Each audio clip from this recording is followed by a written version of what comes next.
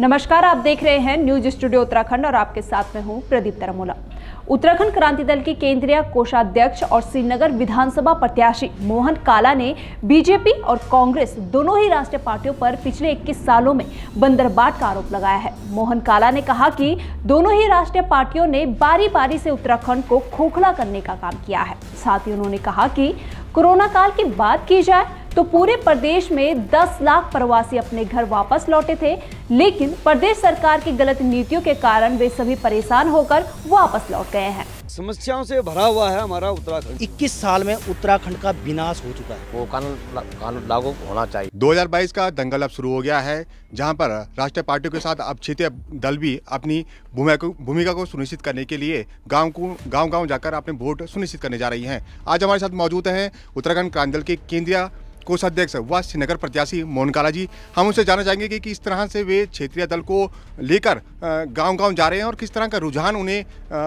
गांव में जाकर मिल रहा है। मोहन काला जी, आपका न्यूज़ वन इंडिया में स्वागत है। बहुत बहुत धन्यवाद न्यूज़ स्टूडियो उत्तराखंड का।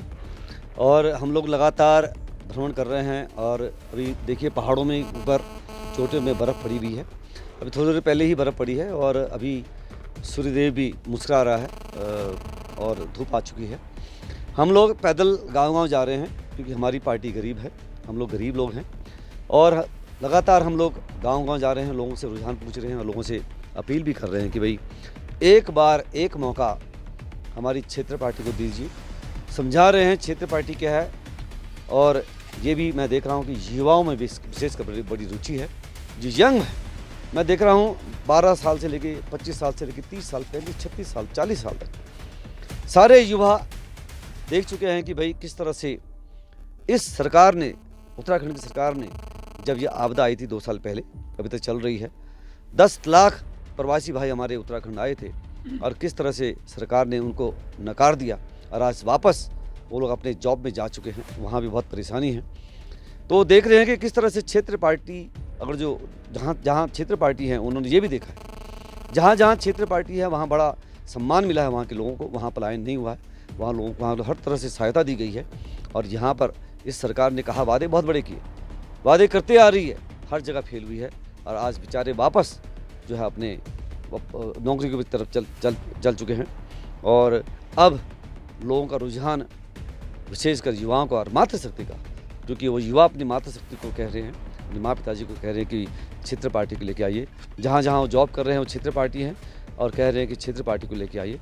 अगर जो क्षेत्र पार्टी होती तो ऐसी दिक्कतें नहीं होती। इसलिए जनता ने मूड इस समय, जहाँ तक श्रीनगर विधानसभा का सवाल है, जनता ने मूड बनाया है कि इस बार उत्तराखंड क्रांति दल सरकार, जो कड़ी सरकार। काला जी, 2022 में क्या मुख्य मुद्दे रहने वाले हैं जिनसे चुनाव प्रभावित हो सकता है? देखिए हमारा उत्तराखंड, यहाँ कठिनाई बहुत है, पहाड़ जैसी कठिनाई है और कठिनाई चलती आ रही है। कभी हमारी सरकारों ने कभी उस तरफ सुध नहीं लिया। समस्या है, क्षेत्र की समस्या है, विधानसभा की समस्या है, पूरे उत्तराखंड की समस्या है। समस्याओं से भरा हुआ है हमारा उत्तराखंड। अब मैं गांव में जा रहा हूं, सड़कों का बुरा हाल है, आप भी देख चुके हैं। आप जब आए होंगे यहाँ पहाड़ में देखा होगा आपने, बुरा हाल है पहाड़ों में यहाँ रोडों का। कई जगह नल लगाए गए हैं लेकिन पानी नहीं है। स्रोत एक ही है, एक स्रोत 4 नल थे पूरे गाँव में, आज एक स्रोत 40 नल हो गए हैं। उसी स्रोत से अभी पानी कैसे, आप जो सोच सकते हो कि कैसे जो वही पानी 4 में जाता था वही 40 में कैसे जाएगा। एक बहुत झगड़े हो रहे हैं आज की तारीख में गांव में। ये तो सड़कों और पानी का सवाल है। कई जगह बिजली का भी बहुत सारी दिक्कत है।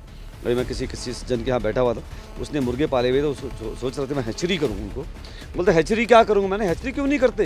बोला हैचरी कहाँ से करूँ, क्या फ़ायदा, 12-12, 14-14 घंटे अगर जो बिजली नहीं आएगी तो मैं हैचरी करने चाहूँ अंडे को तो ख़राब हो जाते, तो वो भी संभावना नहीं है। अगर कोई उद्योग करना चाहते वो भी नहीं है।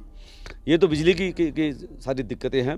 और शिक्षा, स्वास्थ्य, रोजगार, सड़क, पानी, बिजली, अस्थायी राजधानी, मूल निवास, नौकरी और साथ साथ में जो है भू कानून, बहुत सारी समस्याओं से ये जुड़ा हुआ, जड़ पकड़ ली है। इन समस्याओं से महंगाई अलग से आ रही है, बेरोजगारी अलग से आ रही है, बेईमानी यहाँ भरपूर रूप में चल रही है। तो समस्या पहाड़ जैसी समस्या यहाँ पे हो चुकी है। जी बिल्कुल, जैसे काला जी ने बताया कि दो महत्वपूर्ण बिंदु भू कानून और मूल निवास को लेकर उत्तराखंड क्रांति दल चुनाव मैदान पर उतरी है और किस तरह से युवाओं का रुझान है। कुछ युवा हमारे साथ मौजूद हैं, युवा पदाधिकारी यूकेडी के कुछ मौजूद हैं, उनसे जानना चाहेंगे कि किस तरह से जो महत्वपूर्ण बिंदु है उनको लेकर यूकेडी ग्रामीण इलाकों में जा रही है, किस तरह का फायदा उनको मिलने जा रहा है। आपका शुभ नाम?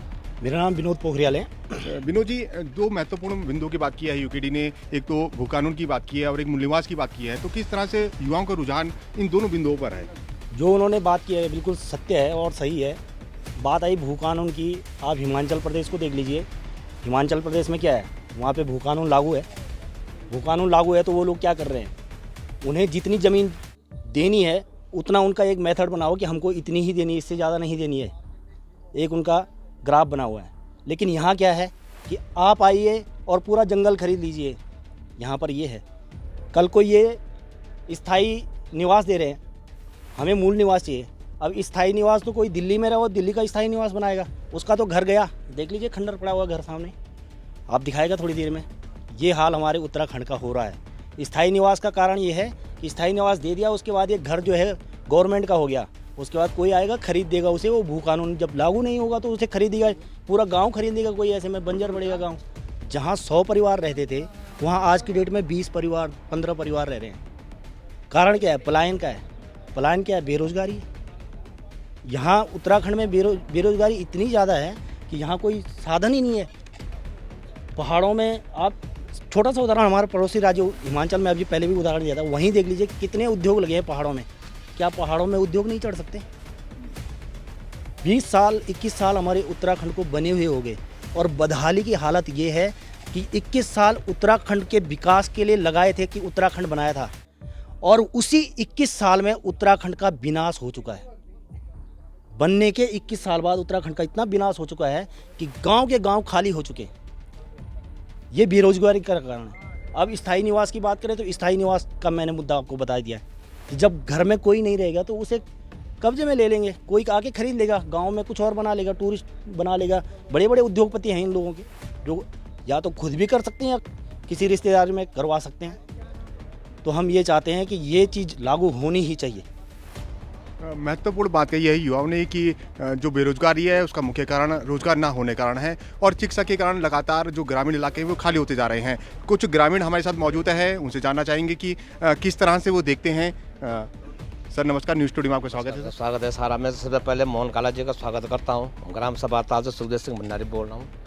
सबसे पहले प्रश्न यह है कि उत्तराखंड क्रांति दल का उत्तराखंड अलग करने में बहुत ज़्यादा योगदान था, उसका हम स्वागत करते हैं। हमका से कर्मठ वो चाहे विधायक चाहे जो कि उत्तराखंड के प्लान को रोक सके। भू कानून जो उनका उद्देश्य सही है कि भू कानून लागू होना चाहिए। दूसरी बात है कि हमारे यहाँ दुनिया भर की जड़ी बूटियाँ होती हैं, उन जड़ी बूटियों के समान पर अगर मोहन काला जी सहयोग कर रहे हैं तो बहुत ज़्यादा प्लान पहाड़ों से रुक सकता है। मैंने जो है कि अपना रोजगार स्वरोजगार कर सकते हो। तो मुझे ये मालूम है कि मोहन काला जी का हम ग्राम सभा ताल में स्वागत करते हैं और उनसे ये कामना करते हैं कि मोहनलाल काला जी ज़्यादा ज़्यादा वोटों से जीते। इतना तय है कि 2022 का चुनाव राजनीतिक पार्टियों के लिए आसान नहीं होने जा रहा है। जहां राष्ट्रीय पार्टी अपना दांव यहां पर खेल चुकी है तो वहीं यहां की लोकल पार्टी ने अपना दमखम दिखाना शुरू कर दिया है। उसको लगातार ग्रामीण इलाकों का साथ मिलता जा रहा है। अगर यही स्थिति रही तो एक बार बदलाव की नीति यहां पर लागू होगी जो उत्तराखंड क्रांति दल कर सकता है। आने वाला समय ही बता पाएगा कि कौन सा दल वोटरों को लुभाने में कामयाब हो पाया है। न्यूज़ स्टूडियो के लिए पौड़ी से मुकेश बछेती की रिपोर्ट।